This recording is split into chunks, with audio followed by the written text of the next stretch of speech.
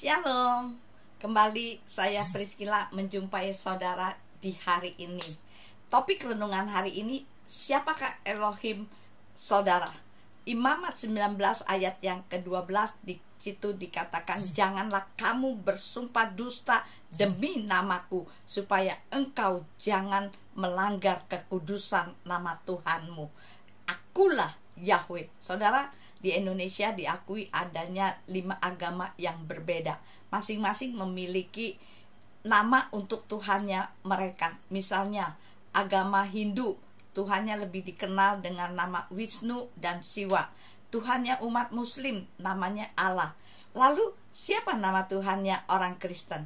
Ada yang katakan namanya Yeshua HaMashiach. Ada yang mengatakan namanya Allah. Ada yang mengatakan Bapa, ada lagi yang mengatakan bahwa Tuhan tidak punya nama. Mana mungkin dengan Tuhannya sendiri aja nggak tahu namanya, saudara. Nah, ketika di dalam persidangan gugatan tentang nama Bapa Yahweh, orang yang beragama bukan Kristen tentu tertawa melihat orang Kristen yang bingung siapa nama Tuhannya. Tuh, lihat orang Kristen bingung sendiri nama Tuhannya, nggak tahu. Lucu kan? Malu kan? Contoh lain, pada waktu upacara pemakaman, ada beberapa yang meninggal dengan agama yang berbeda. Salah satunya ada yang beragama Kristen. Kemudian sang pengkhotbah berkata, ia dekat dengan Allahnya. Saya mendengar hal itu kemudian berpikir bahwa memang benar bahwa setiap orang bebas menentukan pilihannya sendiri siapa Tuhannya. Cuma yang jadi pertanyaan, bagaimana kalau orang yang telah meninggal tersebut tidak mengetahui kemana setelah meninggal, karena tidak mengetahui nama Tuhannya.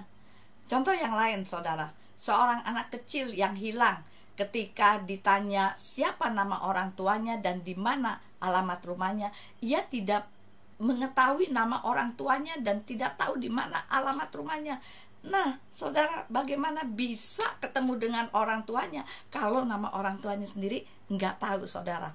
Nah, dalam Keluaran 3 ayat yang ke-15, di situ jelas dikatakan, dan Elohim berfirman lagi kepada Mose, katakanlah demikian kepada Bani Israel, Yahweh Elohimnya leluhurmu, Elohimnya Abraham, Elohimnya Ishak, dan Elohimnya Yakub telah mengutus aku kepadamu. Itulah namaku untuk selama-lamanya, dan itulah pengingat bagiku turun-temurun.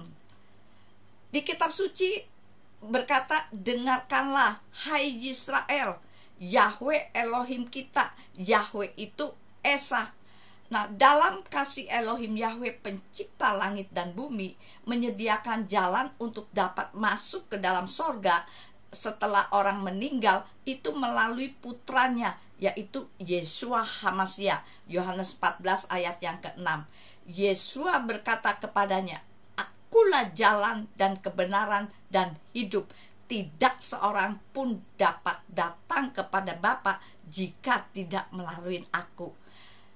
Bila saudara sudah mengenal siapa Elohim sesungguhnya, dengan demikian tidak perlu lagi memikirkan tentang kemana setelah meninggal, karena pasti yakin akan masuk surga.